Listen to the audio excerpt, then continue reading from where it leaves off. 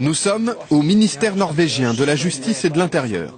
Nous avons demandé un rendez-vous avec le ministre quelques heures plus tôt. Il nous a dit de passer à son bureau.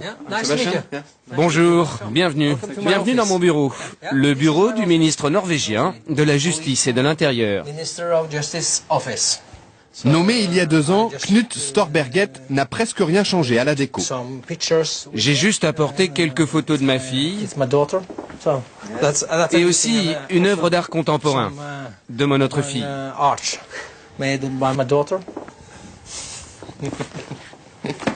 Et le reste du bureau est très simple. Vous trouvez? Oh, moi je trouve ça parfait. Ça vous suffit? Absolument. Je suis très fier de mon bureau. Parfois, le ministre finit sa journée un peu plus tôt que d'habitude. Et vous avez fini votre travail? Oui, j'arrête là. Et quelle heure est-il?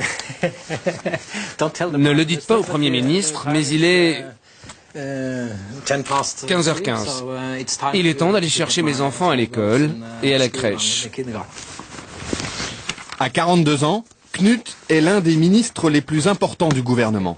20 000 fonctionnaires sous sa responsabilité. Allons-y. Pourtant, il s'en va seul, sans garde du corps. Un petit salut à la gardienne, en attendant sa voiture, ou plutôt l'une des voitures du gouvernement, car le ministre n'a pas de chauffeur attitré. Il partage les véhicules de fonction avec ses 19 collègues des autres ministères. Partir de bonne heure, pour chercher ses enfants, ne dérange personne en Norvège. Hei, Marit! Hei! Kroppen. Skal du være med hjem? La crèche et l'école de ses 2 filles sont à quelques pas de sa maison, dans un quartier résidentiel et tranquille d'Oslo. Comme Knut habitait déjà la capitale avant d'être nommé ministre, pas question pour lui d'avoir un appartement de fonction. Avec sa famille, il vit toujours dans cette petite maison mitoyenne.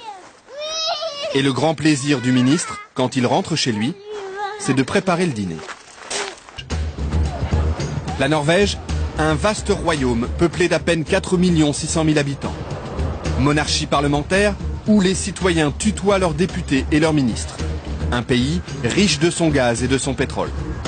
Mais la Norvège, c'est aussi une culture de protestants rigoristes. On ne badine pas avec l'argent public.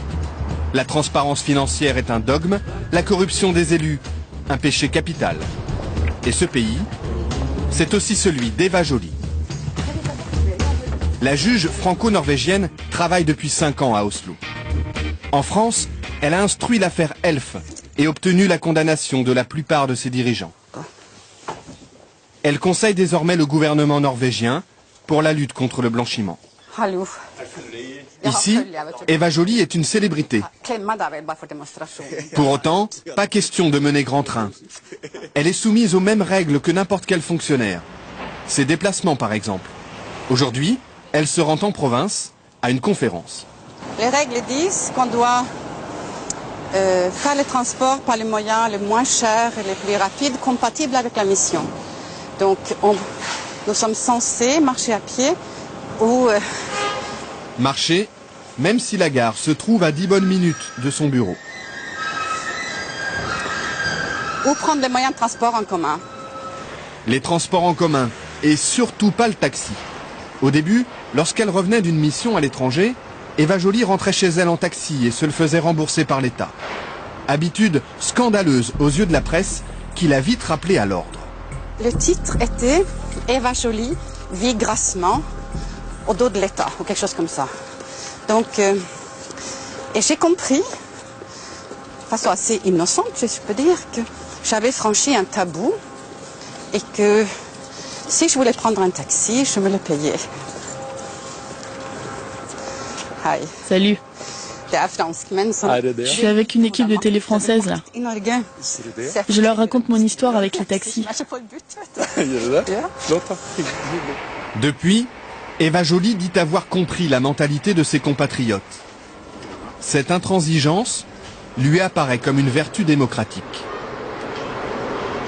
C'est un garde-fou très efficace et qui évite tout dérapage. Je pense qu'en France, on a vraiment vu ce que ça donne quand il n'y a pas de contrôle. Et aujourd'hui, on trouve un état de, je pense, de mépris du politique qui est beaucoup dû à tous les excès non réprimés, non constatés même. En France. En France. En France, élus et ministres disposent d'une enveloppe pour leurs frais quotidiens, sans justificatif. En Norvège, c'est l'inverse. Ils doivent tout avancer et ne sont remboursés que sur facture. La preuve, avec le ministre des Affaires étrangères en déplacement officiel dans le nord du pays. Là aussi, sans garde du corps. Ce jour-là, il inaugure une école de commerce, visite une base militaire, rencontre les élus locaux. Et il déjeune comme tout le monde sur le pouce. Sandwich, café et gâteau sec. Cette fois-ci, ce sont ses hôtes qui l'invitent. Le ministre n'a rien à débourser. C'est lui qui paie le café. Mais d'habitude, il dispose d'un forfait très serré. 50 € pour 2 repas, 120 € la nuit d'hôtel. Il y a une limite pour chaque jour, hôtel, repas, couvert. Et si on dépasse cette somme, on doit le payer De votre poche. de son poche. Son assistant garde précieusement les reçus du taxi. Il sait qu'on va les lui réclamer. Pour l'embarquement du vol retour, le ministre fait la queue. Tout traitement de faveur serait mal vu. Mais il ne faut pas croire que parce qu'on est ministre, on est différent. Ça, c'est très dangereux. Hein.